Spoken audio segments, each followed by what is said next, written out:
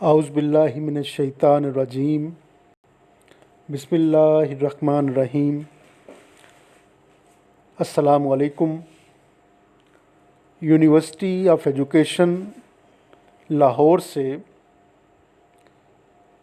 M Phil Urdu semester دوم کے programme کے ساتھ تحقیقی مقالہ نگاری اور اصول تدوین کے نصاب کو لے کر میں ہوں ڈاکٹر شبیر حسین۔ یہ پرچہ تحقیقی مقالہ نگاری اور اصول تدوین اردو 5114 کے کوڈ کے ساتھ یونیورسٹی کے ایم فل کے سلیبس میں موجود ہے۔ یہ ایک لازم پرچہ ہے جو تحقیق کے میدان میں قدم رکھنے والے اسکالرس کا رہنما پرچہ ہے۔ آج آن لائن کلاسز کے سلسلے میں اس پرچے کا 27واں لیکچر ہے، لیکچر نمبر 27۔ اس لیکچر کا تعلق تحقیق کے شعبے سے ہے۔ تحقیق، تدوین اور اشاعتی ادارے، تحقیقی اشاعتی ادارے، اس طرح سے ہم نے تقسیم کیا ہوا ہے۔ پھر اصطلاحات کو بھی، دونوں کو، تحقیق کو اور تدوین کو الگ کر کے ہم نے اس پر بھی لیکچرز کیے ہیں۔ ہم اپنے نصاب کی تکمیل کی طرف بڑی تیزی سے قدم بڑھا رہے ہیں۔ آج ہمارا لیکچر نمبر 27 ہے۔ لیکچر نمبر 26 میں ہم نے مواد کی فراہمی کے حوالے سے بنیادی ماخذات اور ثانوی ماخذات کا ذکر کیا تھا۔ مواد کی اقسام کرتے ہوئے اولین اور ثانوی کا، داخلی اور خارجی کا متن کے اعتبار سے کیسے تعین ہوتا ہے اس کا ذکر کیا تھا۔ اولین مواد کیا ہوتا ہے، داخلی اور خارجی کیا ہیں، اور پھر ہم نے غیر ادبی تحریروں میں مواد جو مہیا ہوتا ہے اس کی تقسیم کے بارے میں بھی دیکھا تھا۔ ڈاکٹر گیان چند جین صاحب کے مضمون کو سامنے رکھا اور وہاں سے ہم نے اسے بالکل سامنے رکھتے ہوئے ان 2 صفحات کو ہم نے وہاں سے مطالعہ کیا تھا۔ آج کا موضوع بھی اسی گزشتہ سے آگے ہے۔ ادیبوں کے خطوط کے حوالے سے ہم نے دیکھا گزشتہ لیکچر میں کہ ایک شعبہ جو 3 سے 9 شق شروع کی تھی انہوں نے، تو وہاں پر ایک شعبہ مراسلت کے حوالے سے تھا، جسے کورسپونڈنس کہا جاتا ہے۔ کورسپونڈنس کے حوالے سے، مراسلہ کے حوالے سے ادیبوں کے جو خطوط ہیں ان کی اہمیت بہت روشن ہے۔ ایک تو یہ کہ کوئی بھی شخص چاہے وہ اپنا ذاتی اور نجی خط بھی لکھے، لیکن اس کی شخصیت، اس کے اندر اپنی جھلک دکھا جاتی ہے۔ تو ایک علمی ادبی بڑی شخصیت، اگر آپ اس پر تحقیق کر رہے ہیں، وہ آپ کی زیر تحقیق ہے، تو اس کے خطوط میں اس کی جہاں علمی ادبی شخصیت موجود ہوگی، وہاں اس کی نفسی شخصیت بھی، اس کا سائیکولوجیکل انالیسس پہ وہ بھی وہاں موجود ہوگا۔ تو خط میں بھی جتنا زیادہ آپ چھپاتے ہیں اتنا ہی ظاہر کرتے ہیں۔ تو یہ بھی ایک حقائق تک پہنچنے کا ایک ذریعہ ہے۔ اس سے کسی ادیب کی ذات کے خفیہ چھپے ہوئے نہاں گوشے روشن ہو جاتے ہیں۔ پھر خطوط کو محفوظ رکھنے کی ایک روایت جو ہے یہ بھی چلی آ رہی تھی، اور ادیبوں کے ہاں تو یہ بہت زیادہ توانا اور مستحکم تھی۔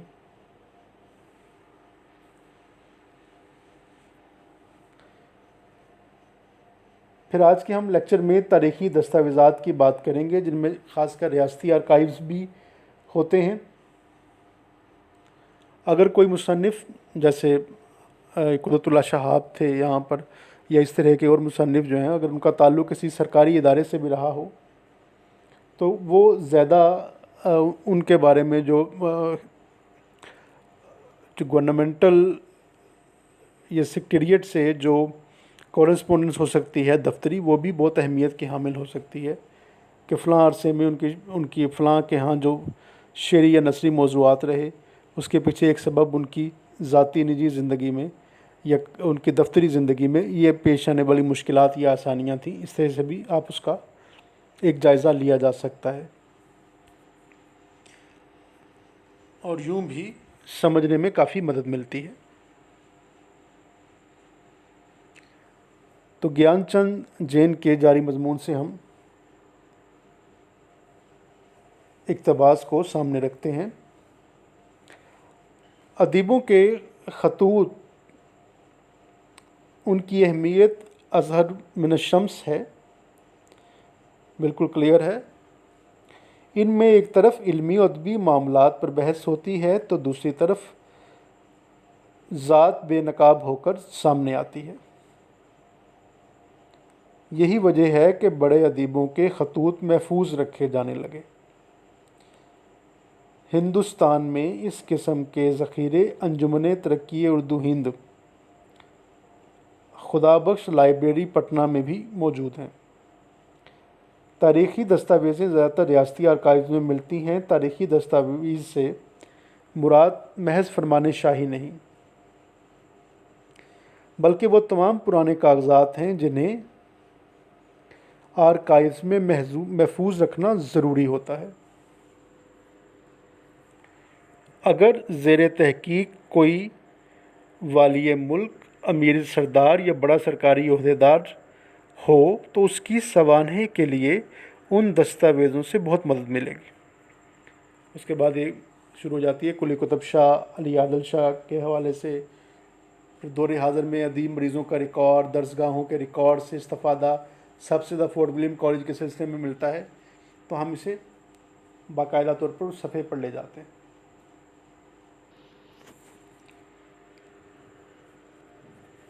کلی کتب شاہ علی عادل شاہ ثانی،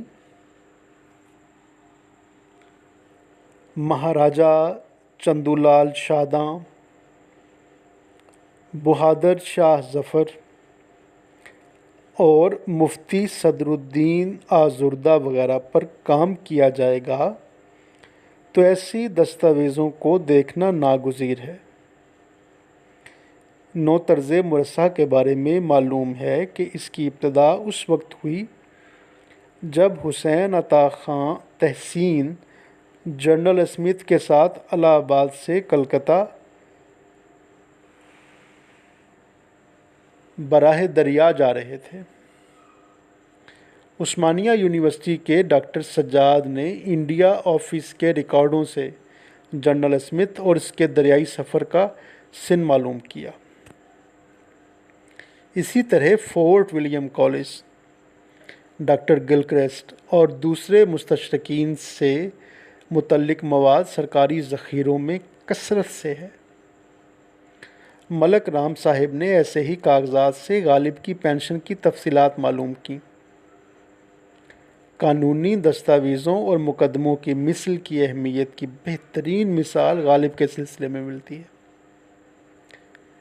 طالب علموں، آپ سے اس بات کا توقع کی جاتی ہے کہ آپ ان مثالوں کو بھی سامنے رکھیں گے. یہ مختصر سوالات کی شکل میں بھی ہم آپ سے یاد دہانی کے لیے پوچھ سکتے ہیں کہ آپ کو پتہ ہو کہ بہترین مثال کہاں سے حاصل کی جا سکتی ہے، فلاں کی مثال کیا ہے. ملک رام صاحب نے اپنی کتاب فسانہ غالب میں غالب کے مقدمہ پینشن کا عرضی دعویٰ نقل کیا، جو انہوں نے وہاں پر لکھ کر دعویٰ کیا تھا، میں دعویٰ دائر کیا تھا. اسی طرح کاتب برہان کے سلسلے میں غالب کا مقدمہ ازالہ حیثیت عرفی نہایت اہم ہے. مولوی فضل حق خیر آبادی کے غدر کے سلسلے میں مقدمے کی تفصیلات سے مولانا کی ایک اور تصویر سامنے آتی ہے. حسرت موہانی مولانا آزاد کی زندگی میں بھی مقدموں کی اہمیت ہے اور ہمارے دور میں منٹو کی फहश निगारी के मुकदमे की। कानूनी दस्तावेज़ों में बेनामे, वसीयत नामे वगैरह भी शामिल हैं। मैंने कहीं से एक बेनामा ख़रीदा जिस पर असदुल्ला गालिब की मोहर थी और जो आगरा में कुछ दुकानें वगैरह फ़रोख्त करने के बारे में था। मोहर की तारीख देखने से मालूम हुआ कि ये उर्दू के मशहूर शायर गालिब से पहले का कोई असदुल्ला गालिब है। इकबाल के वालिद शेख नत्थू के बेई नामे से उनके कानूनी नाम शेख नत्थू की तस्दीक हुई। इकबाल का नाम मुकम्मल वसीयतनामा और बाद में दूसरा मुकम्मल वसीयतनामा भी इकबालियात के तालिब इल्मों के लिए मुताले के अहम असल माखज़ हैं। जायचे से मुतल्लिक बहस सिर्फ गालिब के सिलसिले में उठी है।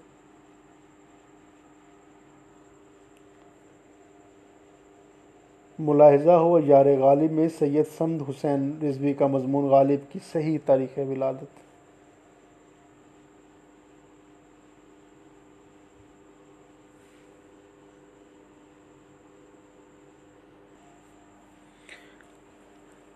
दूसरे अदीबों बिलखसूस हिंदू अदीबों की जन्म पत्री जायचा वगैरह मिल जाए तो उनकी सही तारीख़ विलादत मुतय्यन की जा सकती है। गालिब का तभी रिकॉर्ड इनके ख़तों में मिलता है। इसकी बिना पर अय्यार गालिब में डॉक्टर अब्दुल जलील ने मज़मून गालिब की बीमारियां और मर्ज़ुल मौत लिखा। कुछ इसी अंदाज का डॉक्टर नरेंद्र नाथ विग का मज़मून गालिब एक नफ्सियाती मुतालिया है। इकबाल की बीमारियों की तफसील गालिब से भी ज़्यादा मालूम है। रजब अली बेग सरूर के खतूत और दूसरी तहरीरों में भी इस किस्म का मवाद मिलता है। दौरे हाजिर में अदीब मरीज़ों के रिकॉर्ड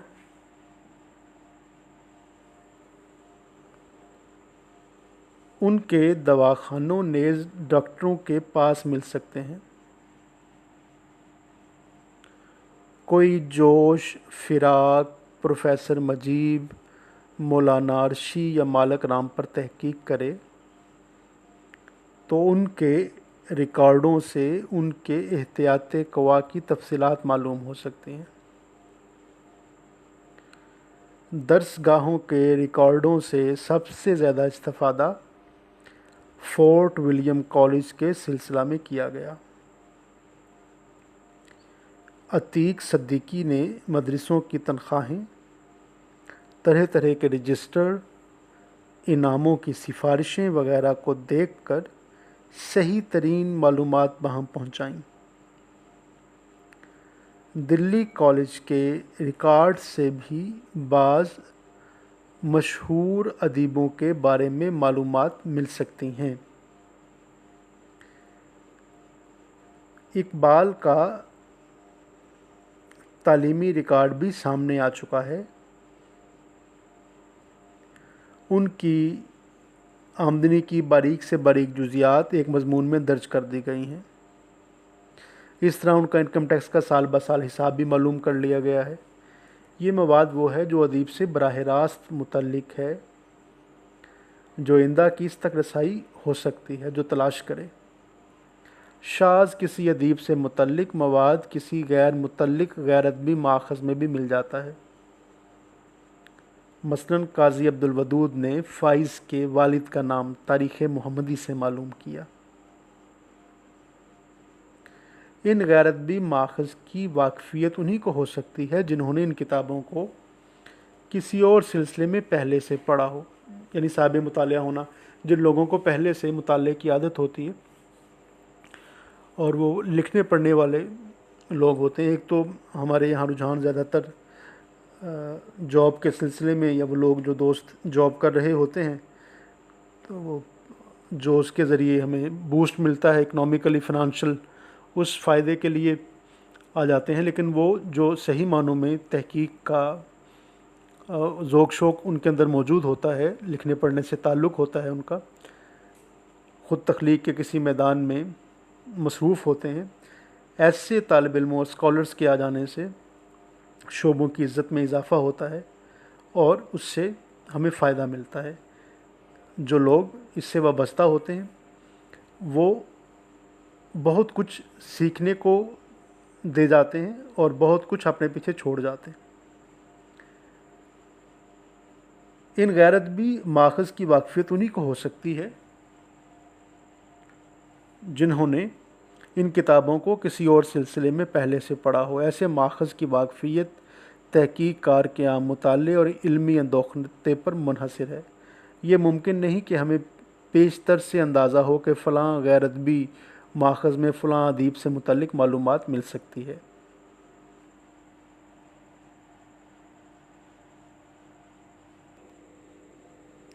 بصری مواد فلم، ویڈیو، فوٹو البم وغیرہ کے ذریعے ملتا ہے۔ اردو میں یہ نہ ہونے کے برابر ہے۔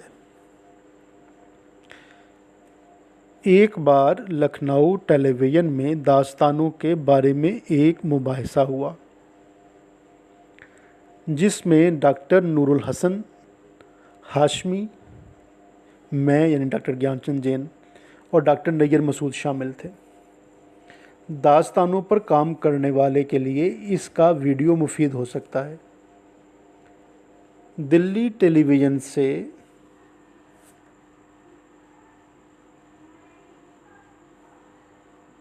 اردو کا ادبی پروگرام بہت کثرت اور پابندی سے ہوتا ہے۔ اس میں سنجیدہ بحثیں اور ملاقاتیں ہوتی ہیں۔ رام بابو سکسینہ، مرکہ شعراء، مرکہ غالب، جگن ناتھ آزاد، مرکہ اقبال شائع کر چکے ہیں۔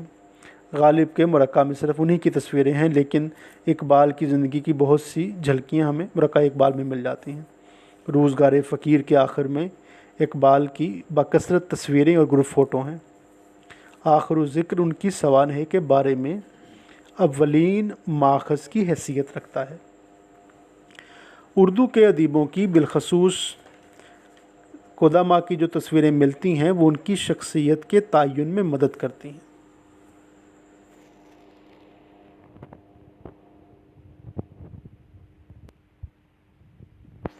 کسی کتاب یا رسالے یا تحریر کی نقل لینی ہو تو دو طریقے ہیں۔ ایک اصل کے برابر سائز پر ہوتا ہے جو زیراکس یا اس سے زیادہ ترقی یافتہ برقی مشینوں سے حاصل کیا جاتا ہے۔ اس میں صرفہ زیادہ ہے، رکھنے کی جگہ زیادہ درکار ہوتی ہے، لیکن پڑھنے میں آسانی رہتی ہے۔ دوسری صورت مائکرو فلم ہے جو نہایت چھوٹے سائز کی فلم ہوتی ہے جسے برہنہ آنکھ سے نہیں پڑھا جا سکتا۔ یہ پرانا طریقہ کار تھا۔ اب چیزوں کو ہم دیکھ رہے ہیں کہ اسکینر، اڈوب اسکینر ہے، آپ وہیں پہ رکھی تصویر کو کھینچیں اور وہ آپ کے پاس آ جاتی۔ صرف مائکرو فلم ریڈر نام کی مشین میں رکھ کر مکبر کر کے پڑھا جا سکتا ہے۔ مغرب میں مائکرو فلم کا رواج بڑھتا جا رہا ہے۔ اگر تمام کتابوں، رسالوں اور اخباروں کو محفوظ کرنا چاہیں تو جگہ کہاں سے آئے گی، وغیرہ وغیرہ۔ تو یہ بات کریں مائکرو گرافکس جب اسے کہا گیا اور یہ ساری باتیں، لیکن آپ طالب علم جانتے ہیں کہ ریکارڈ کو تصویری شکل میں، آواز کی شکل میں، آڈیو میں، ویڈیو میں محفوظ کرنا آج کے اس دور میں کس قدر آسان ہو چکا ہے۔ اس قسم کے پینڈیمک کے زمانے میں ہم ان لیکچرز کو بھی آپ تک پہنچا رہے ہیں اور کتابوں کو، ان کی تصویروں کو، نقل کو میں براہ راست بھی بولتا جاؤں اور کتاب سامنے ہو تو وہ آپ کے سامنے جو ہے وہ کتاب ساری آپ بھی ویسے ہی دیکھ سکتے ہیں اسکرین سے جیسے میں۔